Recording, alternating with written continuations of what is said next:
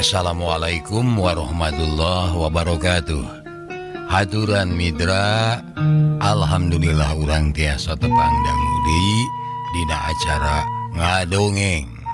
Bagiakeun mangbarna ngadongeng deui wae, naraskeun hanca anu katuna waktos dinten kamari.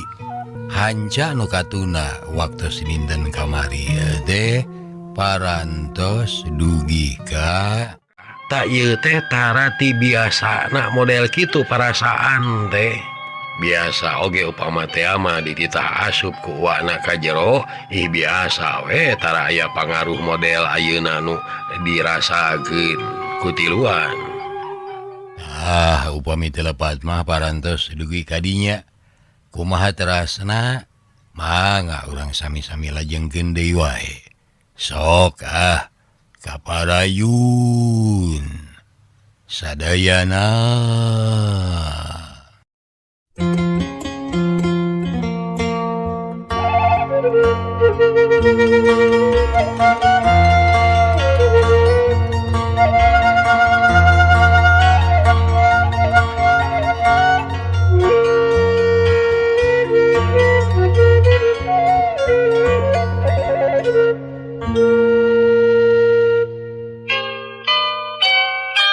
Mitra kaum dangu waktu datang nyamperkeun ka kamar peteng teh beuki deukeut teh kalaka beuki sieun narasaan teh atuh puguh kalaka silih seret pasurung-surung antuk nama Ki Adot ngawani-wani manehna rek nyoba ngetrokan panto eta kamar.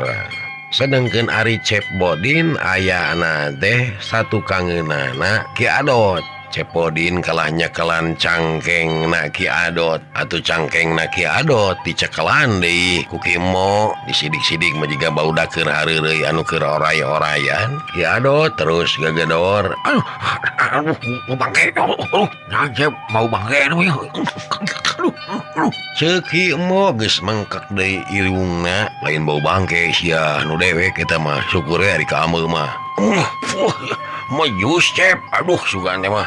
Mitra kaum dangu antuk nama kalah karibut tepuguh marebutkeun hitut sedengkeun ti jero kamar anger keneh wae taya anu muka hartina meureun eueuh sasaha di jero kamar teh. Nah kumaha Cep teh aya wae geuning ya. Tapi dah biasana, ieu nya biasana ieu sok sanaos kamar ieu tara dibuka-buka oge ari janelana mah sadayana oge sok dibuka Cep tapi ayeuna teu aya ieu.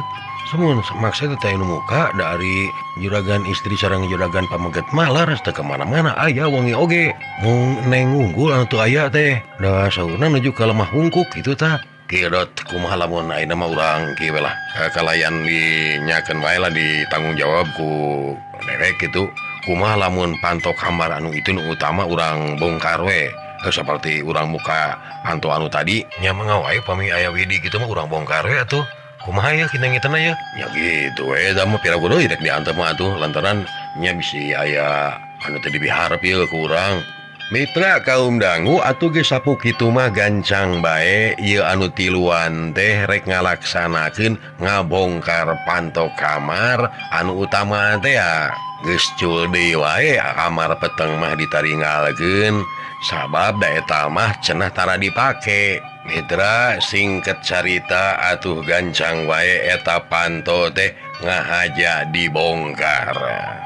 Tah dina waktu na keur ngabongkar ieu tangtu wae gedak-gedok lantaran nyaeta nyokel engselna jeung diuget-uget eta panto teh da memang sakitu beratna.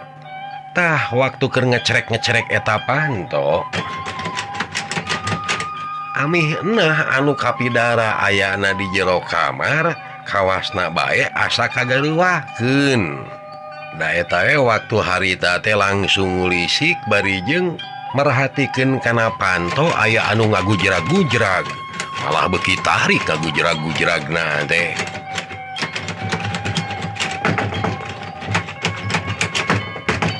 Kawasna bae eta panto sok sanajan digujrag-gujrag teh can bisa keneh muka sedengkeun amih nah teu cacarita naon-naon. Bubuhan di jero kamar teh memang dipoekan cekra rasa anak-anak Amih nama eta teh penting kene malah Amih nah boga curiga ahmanya can anu jadi salaki mah kimuat nepi ka teu apal muka panto-panto acan bari jeung Amih nah teu sadar yen pantona teh pan dikunci ku manehna tapi kulantaran cara muka nah henteu saperti biasana hartina henteu tartib jadi tagwe curiga Amih nah teh wah cenah ieu mah garong atawa bangsat tapi da teu hade cenah dilila-lila mah kalaka rujad ke pantona tuluy we kaketayepan ngadeuketan eta panto bari jeung hayang nyaho saha anu sabenerna anu keur ngagujrag-gujrag eta panto sabab eta deui tiluanana ku teu cacarita mitra kaum dangu tah waktu keur ngagujrag-gujrag gitu ku si Amih nah teh kunci nah dibuka nah ari barang diceklekeun kunci na jobray weh muka atuh anu tiluan anu keur jiga oray-orayan teh nyata anak siga anu keur silih seret antuk nama kabawa ku panto jol bulubus weh asup tiluanana bari ting jarungkel sedangkan Amih nah ngajengjen dina sisi panto bari mamake simut anu warnana bodas kalayan buukna masih keneh ngariringkik maklum buuk anu panjang teh waktu keur sare teu dibeungkeut jadi hartina ngarumai kitu bae atuh eta anu tiluan barang ret kareret ningali aya nu ngariringkik kitu ngan koya tararudang di balik nyebutkeun jurig atuh berlumpat ke tengah imah bari jeung ti tatarajong wah sagala dirumpak kursi mah kabeh nu aya jero imah jadi paburantak lantaran ningali ieu nu tiluan lalumpat maniti paparetot kaluar deui bari nyebutkeun aya jurig barang nepi kaluar kasampak teh di luar aya maimot mah memang teu asup ka jero lantaran tadi teh tas dicai heula malah pakaianana ge disalina teh kudu aya di dinya we biasa make pakaian khusus anu sok dipake upama teh mah keur babantu di bumina juragan muat kulantaran cek anu tiluan nyatana cek nu ti jero teh nyebutkeun aya jurig atuh gancang maimot oge cengkat nyari maksudna mah sarua rek lumpat jung cengkat mani disakalikeun cengkatna teh barang jung cengkat pas pisan nu ti jero teh kalaluar maimot cengkat disakalikeun barang brok paamprok ngan eta jurig pokona teu laju lumpatna teh kalabalik deui ka jero di luarana baralik deui disangka na maimot teh ceuk ditinggalianana jurig anu megatan di lawang panto tah waktu baralik deui ka tengah imah bari nyebutkeun jurig pas pisan deui Amih nah kaluar ti kamar bari jeung masih keneh di sisimut kalayan buuk masih keneh ngararawig nya mitra antukna eta nu tiluan teh kalah kabeuki soak deui wae jerit deui bari gogorowokan nyebutkeun aya jurig jerit itu jurig jerit itu kakayangkangan aya naon ieu teh mana jurig teh mana aya jurig di mana ieu teh nah aya naon ieu teh kitu pok-pokanana Amih nah kitu na teh bari nutur-nutur anu keur lumpatan eta aya ku modelna teh mitra kaum dangu ieu nu tiluan lalaki ukur kasebutna wungkul da geuning dina waktuna keur kitu mah bet kalah ka jiga anu soak da eta we samodel ki mo kitu deui ki adot nu kasebut panjaga anu matu dalah cepodin pisan oge ka pi anakna met kawas anu keuna ku wisaya eta nepi ka teu apal kana bebeungetanana nu jadi dunungan pedah buukna masih keneh ngararawig bubuhan karek hudang sare kata mata-mah make simutna teh simut bodas anu semu euyak teh siga buludru pajarkeun mah cenah aya jurig mitra kaum dangu cepodin barang ngadenge gegerewekanana Amih nah ieu nyatana nu jadi uwana kakara sadar geuning eta teh uwana teu naon-naon atuh kelumpat tengah hunted manehna mah sedengkeun ari Ki Emong jeung Ki Adot anger ti buburanyat malah nepi ka asup ka kolong meja anu aya di dinya sedangkan Ari Ki mah manehanana nyumput nate dina palabah tangga gigileun lomari. Duh wah, pangapunten wah, mana we teh? Naon ieu teh?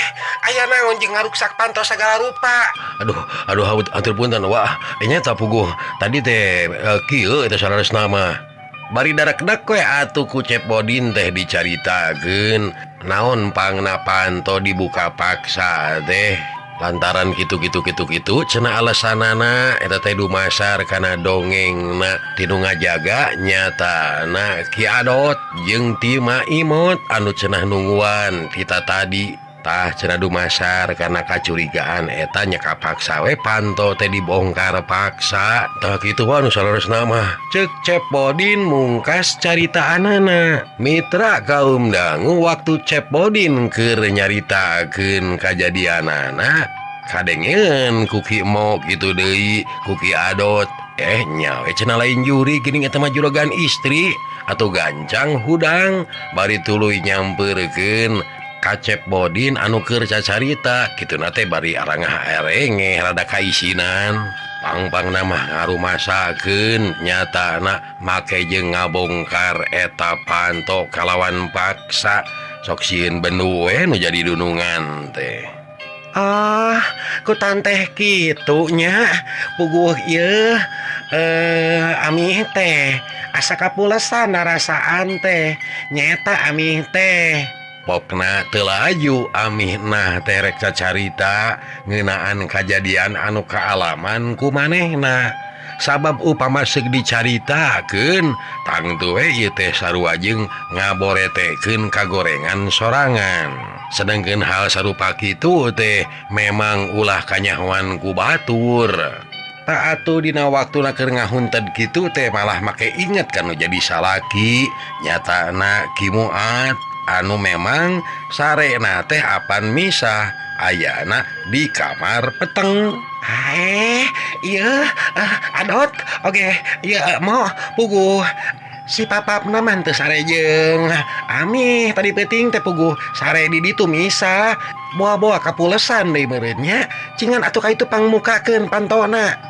Anu mawi wah di kunci ti lebet boa kapulesan cingan atuh hayu jeung amih. Mitra atuh geus kitu mah kinci wae sarerea ka pantok kamar anu aya di juru teh dibarengan ku amihna nya maksudna mah rek ngageuingkeun Ki Muat da cenah sarena teh di kamar eta. Singket carita mitra kaum dangu sadaya lantaran eta pantok kamar teh digedor-gedor ge anger teu daek muka samalah bojona Ki Muat mah nepi ka gegerewekan nyalukan kanu janten carogena.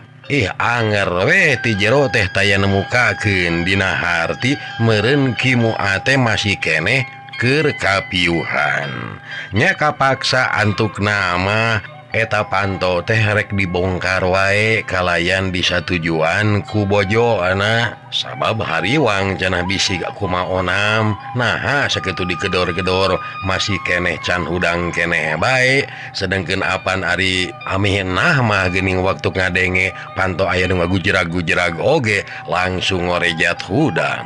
Sabenerna amih narek nyaritakeun ngeunaan kaayaan peuting tadi anu kaalaman ku amihna meureun kitu oge nu kaalaman ku anu jadi salakina.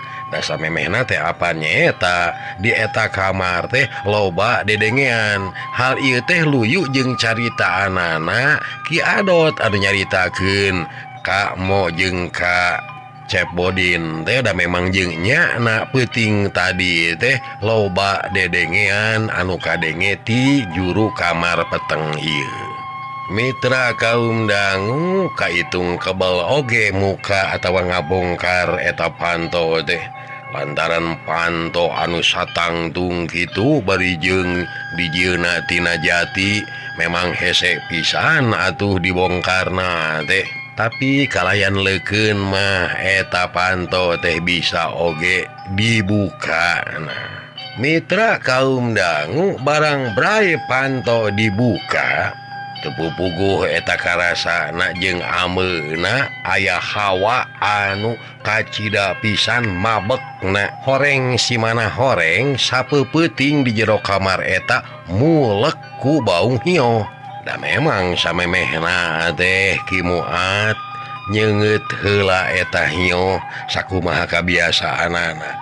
Mitra kaum dangu amih nah surti sok sieun hal ieu teh kanyahoan ku Ki Adot Ki Mo jeung Cep Bodin ngeunaan eta ame tapi sabarana da geus kaameun atuh pok wae nyarita nya geus keun aing geus muka mah keun amih anu ka jero mah sok ka dari teu weh heula ka luar weh keun amih anu jero ka jero mah pokna atuh menang parentah kitu mah gancang weh ka luar sedangkeun amih nah langsung asup ka jero. Nah atuh barang asup ka jero ari cerit teh amih nah ngajerit satakerna lantaran ningali nu jadi salaki na bet sataranjang teu make pakaian sacewir-cewir acan. Da eta bae meuni jelas katingali pisan sabeuleu geunyeur awakna teh memang teu make kolor-kolor acan. Cep Bodin Mo jeung Ki Adot puguh we ngarasa reuas kacida barang ngadenge jeritna amih nah teh atuh kituna teh bari gancang diburu deui barang sup teh ka jero puguh bae ngarasa kagetna lantaran ningali juragan pameget katingali bet ngajapapang bari jeung ditaranjang. Sedengkeun amih nah harita teh katinggalna ngadayagdag di juru sakitu mah untung weh henteu nepi ka ngajeduk kana juru lomari antaran kahalangan ku kursi panjang atuh dina ngadayagdag ngajengkangna teh pas pisan meneran kana kursi panjang ngajengkangna teh lantaran waktu tadi ngajerit teh amih nah langsung kapiuhan. Rencek panyangkana amah nu jadi salakina teh nepi ka hanteuna. Aduh kumaha ieu? Aduh jadi kaayana jadi ribuh kieu ieu. Itu geuning. Wah istri jadi kapiuhan deui. Tenang Cep. Kela ulah wakari eueuh teu puguh je. Ulah bari leuweut teu puguh. Anu penting ieu heula ieu. Ieu juragan pameget ieu kada di tutupan heula tah ulah dugi ka rataranyang kieu ieu. Aduh betah. Deh. Mahnya cingan pariksakeun heula aya keneh ketek jantungna atawa tos ngahiang. Ari si lain mau nyarita teh kemana wae. Iya. Aduh. Ari Cep mah ya teh jika tuh Cep mah nih ulah dikukut wae atuh pangaresep teh aduh ampun Cep mah jeung seueur jeung naon atuh ngagedrig teh aduh ada cenah mah kemana wae nyarita teh make jeung ngahiang sagarupa ari Cepnya maksudnya ayaan keneh atawa geus ngaleungit gitu maksud teh Cep saya mah ulah seueur heureuy teu puguh ieu mending oge engal-engal kumaha tah geura tutupan hawa tos pilih tiriseun sareng deui nah ayaan keneh kitu maksud teh mun aya keneh ketek jantungna atana pitos daya ceuk Ki Adot ka Cep Bohim.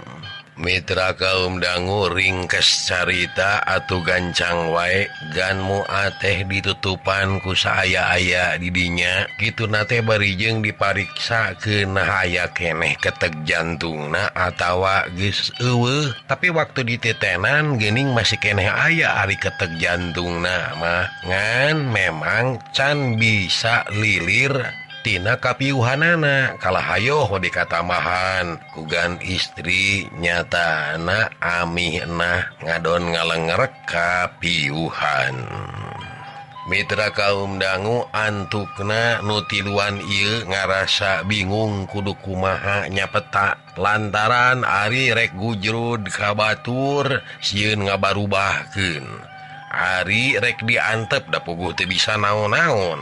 Aduh kumaha ieu moh lamun sagaya Ki Utai mah euy jigana ieu moal susah-susah teuing tapi make nganalkeun si Utai sagala rupa coba jauh deui nyusulanna oge mangga we Cep perhetangkeun ti dieu ayeuna upama teh mah heug urang nyusulan Ki Utai wah Cep moal kapuluk atuh kabujang koid ari sabab balampahan ka ditu teh apaan lain bantrak-bantrakeun atuh jauhna entong leumpang atuh ari si laing pan itu pake atuh apaan aya wahon nah si laing belet-belet teuing pake eta wahon ari Cep ai tahun teh masih tuh eta wahon teh maju ku maneh apaan kada aya anu nyetiranana nya atuh piraku maju ku sorangan dari si lain ngomong di kemana wae tanya eta kumaha gitu keur maju keunana dot jeung si lain tuh bisa teu si lain anu nungtuna keun dewek anu ngagiringkeunana si lain aduh ari Cep ari tadi aduh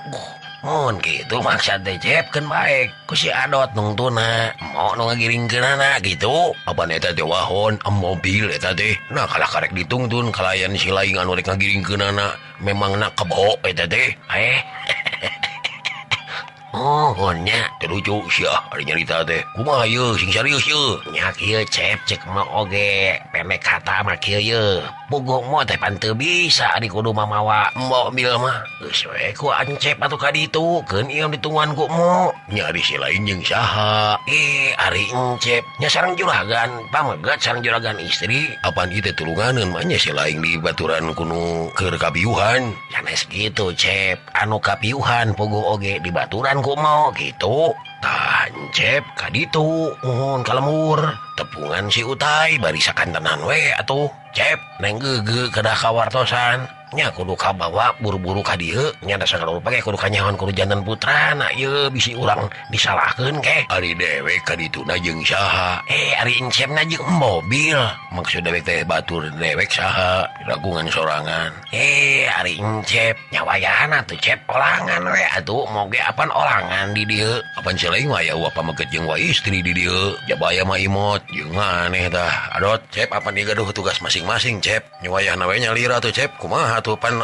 Adot di dia saraku keamanan makanya dikantunkeun mah kumake upami kaayana di dia jantan teu aman tuh kitu pokna Ki Adot atuh sanggeus meunang katerangan kitu ti Ki Adot takara kapikir ku Cep Bodin teh oh nya cenah lamun kaya kitu mah bahaya lamun seug di dieu ditinggalkeun si mo sorangan sabab kaayaan nu jadi wana nyatana duanana keur kapiuhan nya ge aya mah imot kasebutna ge kolot moal bisa nalingakeun kaayaanana si mo sedengkeun ari si mo teh atuh pikeun Cep Bodin mah geus ngarasa teu aneh deui lantaran manehna mah dina cara mikirna teh sok luak leok bae sakapeung sigan heueuh rek nulungan atawa boga rasa tanggung jawab tapi sakapeung deui aya kalana manehna teh sok ngekol hartina mah neang kasempetan dina keur kumaha bae oge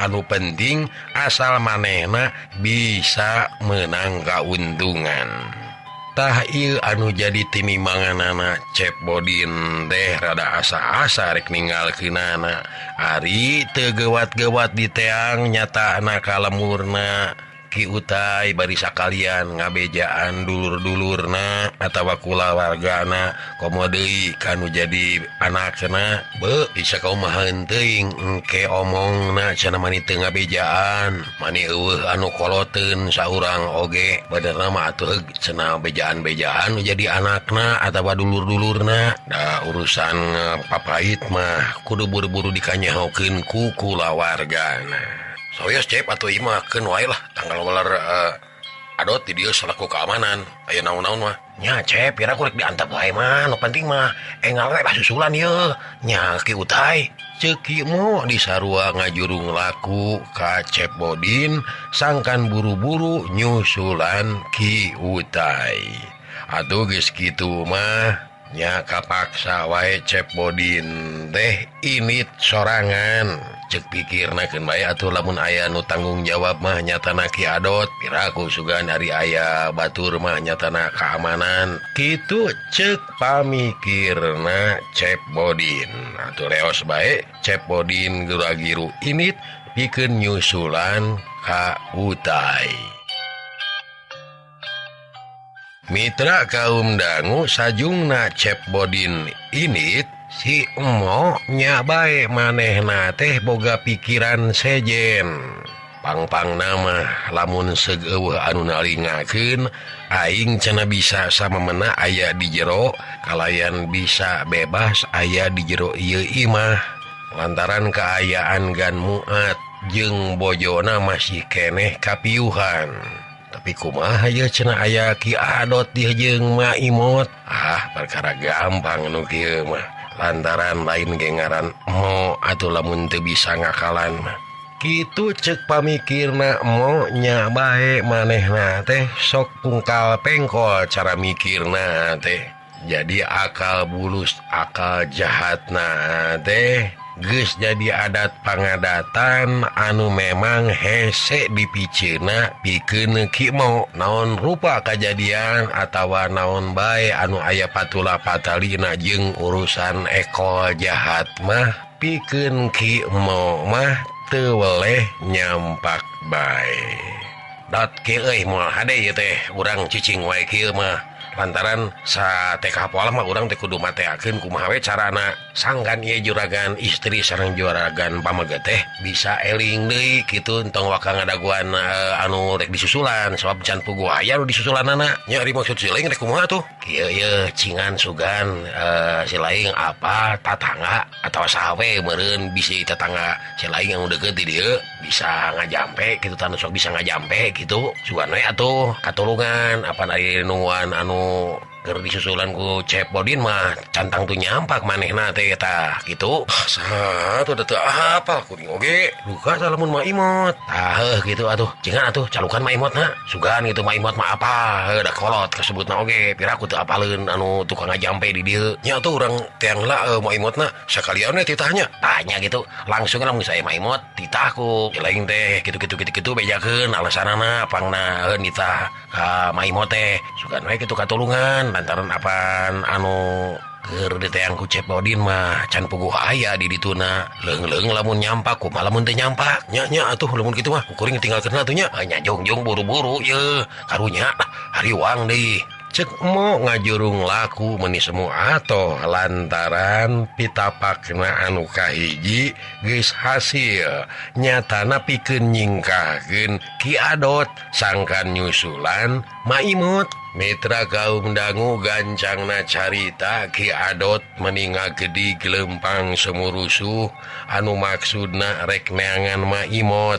Anu engkena ieu Ma Imot teh rek dijurungan pikeun neangan anu wacis sugan aya cenah di lemur ieu nyatana anu bisa ngajampe.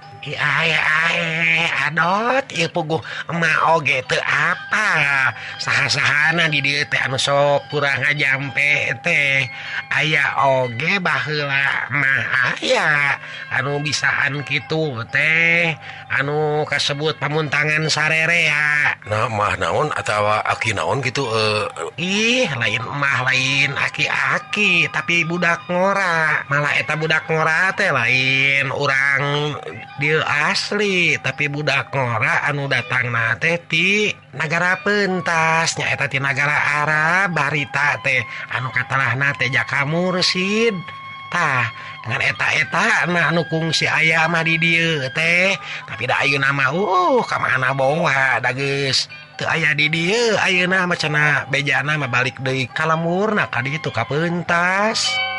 Aku maha atuh jangan Adot ari kitu mah da bingung mah oge kudu ka mana neanganana. Loh mohonnya kumaha tuh mak Kakaraka inget tah ayeuna mah kumaha atuh lamun kieu cingan neangan ubar teh ka ditu we atuh aya bejana cenah di lemur lemah wungkuk aya anu bisaan nyatana kasahorkeunana mah alit cenah jatuh pisan dina cara ngubaranana teh sugan atuh ka ditu teh kupingan teh mak ka lemah wungkuk sareng anu kasebatna Mbah Alit. Nah apan Cep Bodin oge nuju ka ditu ka lemah wungkuk nyatana bade milari Ki Utai saurna kitu rupina sanes Mbah Alit mah Ki Utai panginten nyeta duka teuing saha atuh aing ngaran anu sabenerna mah ngan anu kadenge ku emak mah kabejakeunana teh nyatana Mbah Alit cenah mani wacis pisan lamun ngubaran naon wae oge malah kalolobaanana mah anu diubar teh nya kadinya teh cenah cek beja mah loba pisan eta teh pangpangna mah upama aya anu kakeunaan ku panyakit warjit anu kasibat ku siluman silemin anu kapelet atau anu hayang menang jodoh tasok kadarinya cenah eta teh. Irahanya asa can kungsi lila aya kabejakeun anu owah oge nya anu otak miring cager cenah kadinya mah irah saha anu mawa beja tehnya nya alo mah pisan anu mawa beja teh nyaeta alo markun. Apaan cenah babaturanana teh anu katalahna Cep Dadang cenah kungsi ngahiang nya kungsi leungit cenah waktu ulin ka gunung teh nya nyasap cenah ka nagara siluman nepi ka ngagejeligna cenah nepi ka OTM tapi ayeuna teh jadi cager deui jago ringkas sehat deui we malah kadienakeun mah cenah eta Cep Dadang teh kalah ka kasebutna teh henteu bader teuing jadi nyantri cenah ayeuna mah deui. Wah hebat atunya mak lamun kitu mah nyaan hebat atuh. Atuh ari kasebutna oge apaan jalma anu wacis ye jangan adot piraku we teu bisa ngubaran rupa-rupa penyakit mah ngan nyeta ari pikeun emak mah can bisa percaya gitu bae lamun teh amat can aya kabuktianana manya segala penyakit bisa cager keuningnya ayeuna keur usum geuning loba anu bisa ngubaran penyakit teh 1000 macam penyakit. Heuheuy dedek mah masa kurang percaya ari can aya kabuktianana mah eta segala penyakit bisa diborong ku sorangan ngubaranana sedengkeun dokter sorangan aya watesna atuh cara ngubaranana teh teu sagawayah kabeh dokter bisa ngubaran segala penyakit ari ieu ku sorangan tuh apaan lieur sok nyaeta sok kabarobodo na teu sieun daloraka kitu. Bawa ya gimana ulah sok sudon gitu. Lain sudon mama anu nyata manya rupa-rupa penyakit bisa diubaran ku sorangan bari jeung saukur diusap henteu mama teu percaya ye nu kitu mah kur ngabarobodo wungkul duitna we dipulut. Dedek eta mah teu beda we lamun baheula mah keur zaman tukang obat anu sok dagang di pasar eta teh kitu baheula mah gede bohong 1000 penyakit bisa cager. Eta puguh zaman ayeuna mah loba jalma anu kabobodo karayu-rayu nah kitu malah pajarkeun make jeung aya ubar anu bisa nyageurkeun keur sagala penyakit harita teh eta kira-kira nah naon atuh anu karanapan ku dudungan urang teh. Ari mah imot apaan tadi oge terus disebatkeun ku ado teh yen dunungan urang teh gan istri sareng gan pameget kapidara alias kapiuhan duanana samalah mah juragan pameget mah jigana kapiuhanana teh di peuting keneh mak. Eta pangna katingali bisa kapiuhan teh nakumaha. Ari mah apaan kieu mak juragan pameget kulemna teh di kamar anu itu mun kamar anu di juru teh mah anu tara meunang ka gamahan ku sasaha geuning kamar eta mah tadi dia juragan pameget mah kulemna teh ari juragan istri di kamar biasa we tadi teh kieu ieu mah ari saleresna mah bari darak-dak we atuh ku Ki Ado teh dicaritakeun deui kajadianana waktu kamar didobrak teh kitu deui kajadian di kamar peteng teh kabeh dicaritakeun ku Ki Ado teh malar kaharti ku Maimot nyaeta da puguh Maimot mah apan teu nyaksian. Amuing kitu karah kajadianana teh puguh mama teu pati apa beuh karunya teuing atuh nakunaon atuh eta make jeung ditataranyang kitu nya hareudangeun boa. Aduh kamana eta mah katinggalna juragan istri mah ngaraos kagetna teh sapeda eta we panginten ninggal carogena kaayaanana nuju ditaranyang mak buah-buahnya dunungan urang si laing madot dititah teh mani plengles ye dewek kana dagoan teu puguh pisan kumaha ieu teh aya eueuh.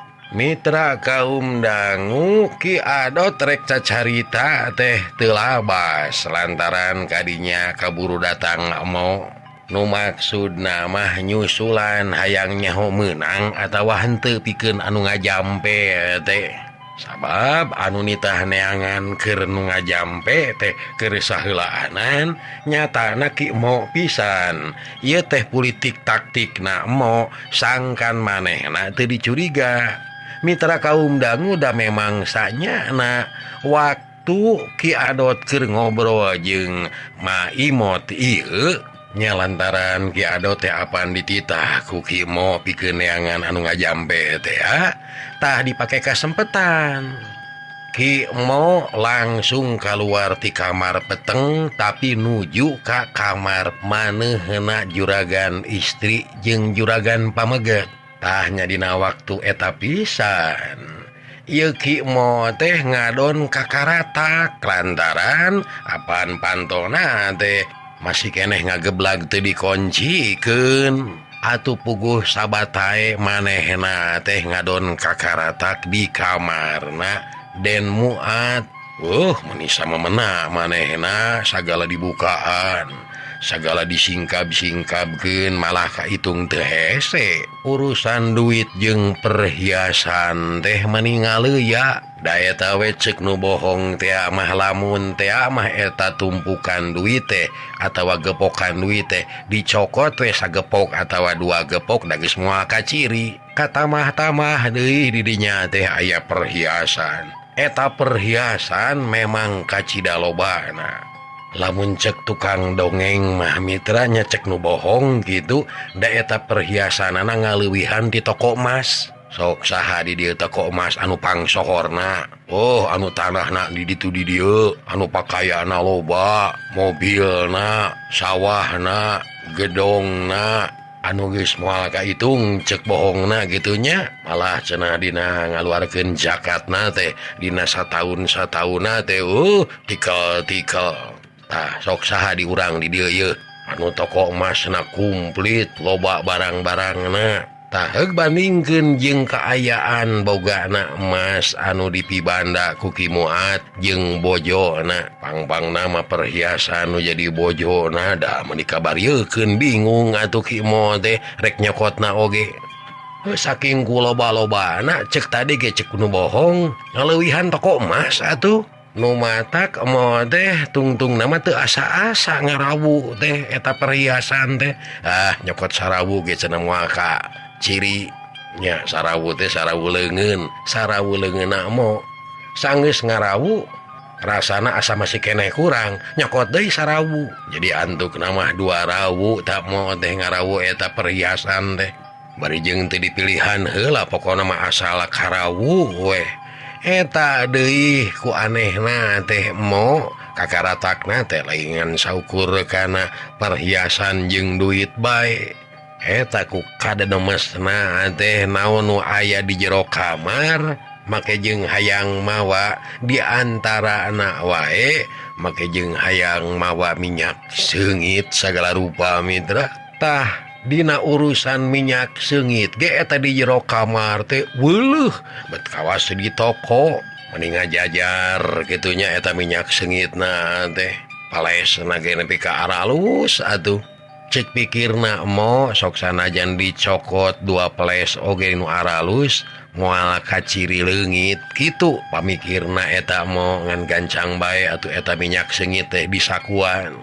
Anu satuluyna boh perhiasan anu meunang ngarawu teh kitu deui gepokan duit anu ngahaja ku manehna dicokot sababaraha gepok gancang ku manehna teh diteuneun di tempat anu sakira-kira babari nyokotna.